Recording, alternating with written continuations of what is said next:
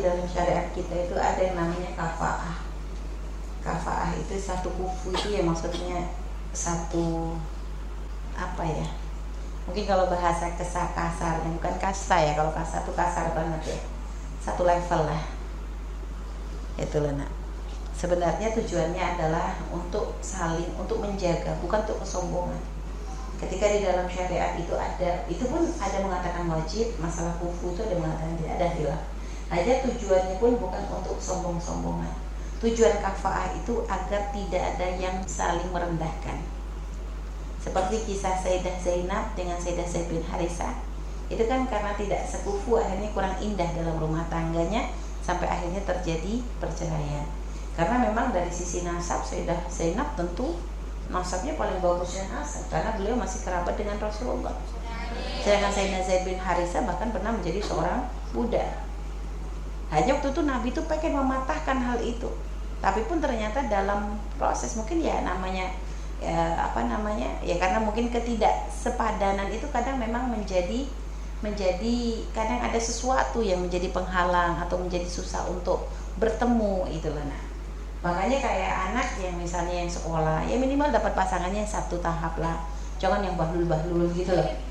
Seorang suami dokter dapatnya istri lulusan SD, ya sebenarnya boleh saja, gak dilarang, tapi nanti takutnya gak ketemu, omongannya gak nyambung. Dia bahas masalah dokter pasien, ini bahas masalah harga cabai di pasar, gak ketemu judulnya. Itu nanti memang sekali dua kali oke lah masih bisa, tapi lama-lama akan menjadi jenuh, ngomong gak nyambung, ini juga kok, jadi kayak gitu. Akhirnya nanti mulai saling ada merendahkan, yang ini mulai minder. Itu yang dijaga. Jadi tujuan adanya kafaah itu supaya tidak sampai ada yang merasa suatu lebih tinggi, ini lebih rendah, akhirnya nanti menjadi sebab ketidakharmonisan. Itu. Jadi tentang masalah pernikahan syarif dan dengan akhwal, istilahnya akhwal gitu ya, itu bukan menjadi sesuatu yang terlarang sebenarnya. Bukan menjadi suatu terlarang, hanya memang dianjurkannya. Hendaknya kalau ada seorang habib itu ya hendaknya kalau mencari yang syarifah, yang sepadan. Supaya apa? Artinya sama levelnya lah, supaya tidak sampai ada yang direndahkan. Takut namanya manusia, gitu loh. Jadi tidak ditutup celah. Kalau ente memang pengen nanti sama Habib misalnya, ya tinggal mantesin dulu.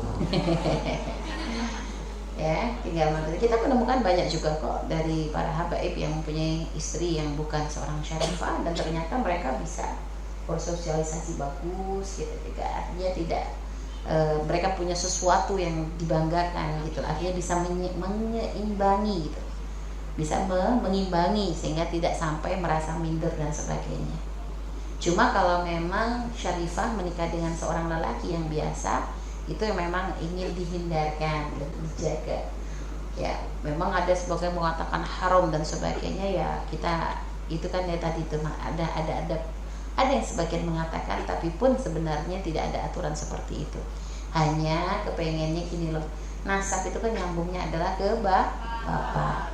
Pengennya, karena kalau nanti syarifah menikah dengan laki-laki biasa, maka walaupun memang tidak akan hilang sebenarnya masalah keturunan, tapi pun tetap anak itu akan disambungkan kepada bapaknya gitu loh. Ya ibaratnya mungkin secara nasabnya kan tidak lagi nyambung kepada Rasulullah. Itu yang pengen dijaga sebenarnya. Jadi gitu. Nah, tapi kalau masalah keharumannya, ini hanya nanti berkaitannya dengan masalah kufu, yang itu memang ada khilaf, ada yang mengatakan wajib, ada yang mengatakan tidak. Cuma Umi pengen kalau semua mencari pasangan atau apapun, ya carilah yang sepadan gitu loh, artinya yang seimbang. Kalau emang ente mungkin menjadi seorang, mendapatkan suami yang alim, pantaskan dirimu dulu jadi seorang wanita yang alim juga, yang akhirnya akan bisa mengimbangi supaya ketemu.